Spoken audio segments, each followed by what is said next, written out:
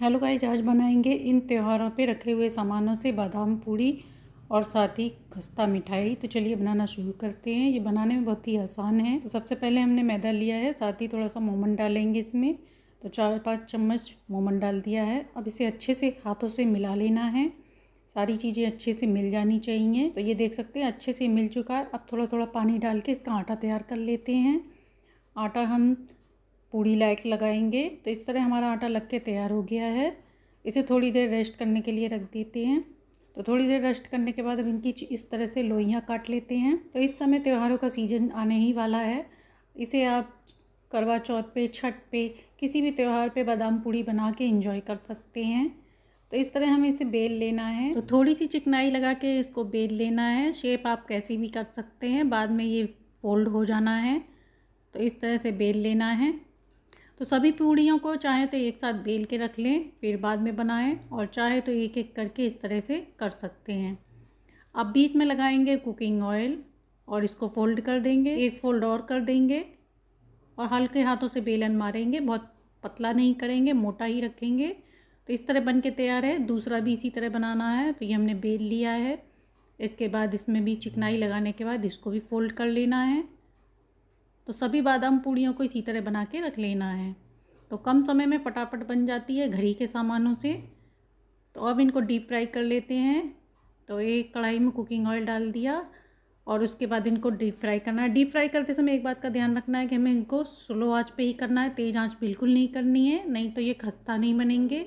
क्योंकि ये चाशनी में जाएंगे तो खस्ता बनेंगे, तभी अच्छे लगेंगे। तो इस तरह हमने निकाल लिया है। दोबारा भी इसी तरह हमें सेक लेना है और स्लो आंच पे ही करना है, तेज़ आंच बिल्कुल भी नहीं करनी है, जिससे ये खस्ता बने और खाने में अच्छे लगते हैं। अब बना लेते हैं चाशनी। तो आधी गिलास हमने पानी लिया है और एक कटोरी भर के चीनी डाली है। तो 15 मिनट हो चुका है। चाशनी हमारी इस तरह तैयार हो चुकी है। अभी हम इसे थोड़ा और पकाएंगे। तो एक तार की इसकी चाशनी बनती है। तो देख सकते हैं चाशनी हमारी गाढ़ी हो गई है, एक तार की बन गई है। अब हम इसे थोड़ी देर ठंडा रखते हैं। ठंडा करके ही हम इसमें बादाम पूड़ी डालेंगे, गरम बिल्कुल भी नहीं डालेंगे।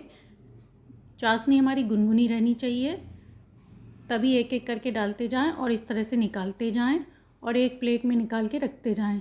तो सारी बादाम पूड़ियों को इसी तरह बनाना है और इसी तरह करना है। तो इस तरह हमारी मुंह में घुल जाने वाली बादाम पूड़ी बन के तैयार है। तो इस त्यौहार इन्हें बनाइए और सभी को खिलाइए, सभी को पसंद आने वाला है और हफ्तों ख़राब भी नहीं होता है। इसे आप स्टोर करके हफ्तों खा सकते हैं। शाम की हल्की फुल्की भूख में इसको एंजॉय कर सकते हैं, साथ ही ट्रैवल में भी ले जा सकते हैं। हफ्तों ये ख़राब नहीं होती है, खाने में उतनी ही स्वादिष्ट है। अब बनाते हैं दूसरी मिठाई। तो इसके लिए भी हमने आटा लिया है और इस तरह से मोमन डाल के इसको लगा लेंगे। तो मोमन हमारा डल चुका है, सब चीज़ें आपस में अच्छी से मिल चुकी हैं। अब हम इसको पानी डाल के थोड़ा आटा तैयार कर लेते हैं। तो इस तरह हमारा आटा लग के तैयार हो गया है। 5 मिनट रेस्ट करने के बाद अब हम इनको बेल लेते हैं। तो इसको गोल गोल पतला पतला बेल लेना है। तो एक पूड़ी बेल चुकी है, अब हम इसे साइड में रख देते हैं। अब दूसरी भी हमें इसी तरह बेल लेनी है। तो इसी तरह हमें 2-3 पूड़ी बेल के रख लेनी है। उसके बाद अब हम इसमें थोड़ा सा कुकिंग ऑयल लगाएंगे। तो पूरे में उसके बाद जो पूड़ी बेली थी दूसरी, उसे इसके ऊपर रख देंगे, हल्का सा बेलन मार देंगे, बहुत टाइट नहीं मारना है। फिर उसके ऊपर कुकिंग ऑयल लगाएंगे और फिर इसके बाद तीसरी पूड़ी रख के इस तरह से फोल्ड कर लेंगे। बीच में हम इसको पतला करते जाएंगे, साइड में इस तरह से दबाते जाएंगे हल्के हाथों से। और अगर ऑयल कम लगे तो और लगा लें, क्योंकि इसकी लेयरदार परत होगी तभी ये अच्छा लगेगा। और फिर इसमें फोल्ड कर लेना है। साइड के किनारों को अच्छे से काट के निकाल देना है। तो सभी किनारों को, दोनों किनारों को निकालने के बाद इस तरह पतला पतला काट लेना है। तो सभी को इसी तरह काट के एक साइड में रख देना है। तो ये देख सकते हैं लेयर हमारी कितनी अच्छी आई है। इसी तरह सारी लेयर होनी चाहिए।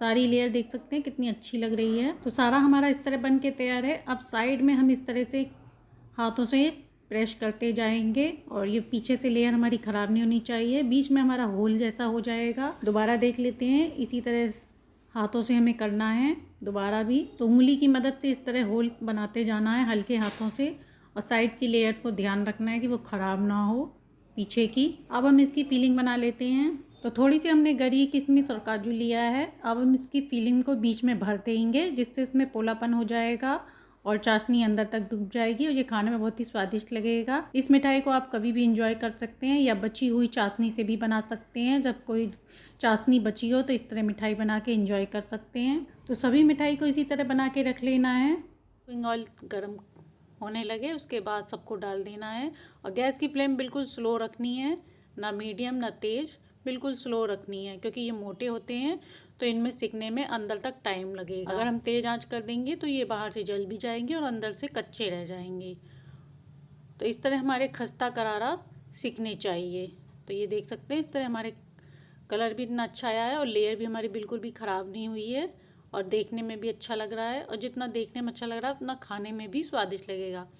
पता ही नहीं चलेगा कि हमने इसे आटे से बनाया है। दोबारा भी ऐसे ही डाल के सेक लेते हैं। इसके बाद गुनगुनी चाशनी में इसको डाल देना है। तो देख सकते हैं इस तरह हमारा सारा बन के तैयार है। इसी तरह हमें सभी को बना के रख लेना है। तो इस तरह मुंह में घुल जाने वाली हमारी दोनों मिठाइयाँ बन के तैयार हैं। ये खाने में उतनी ही स्वादिष्ट हैं। तो इस त्यौहार करवा चौथ, छठ और दीपावली पे इन मिठाइयों को बनाएं और इन्जॉय करें और सभी को खिलाएं। तो वीडियो अच्छी लगी हो तो लाइक एंड सब्सक्राइब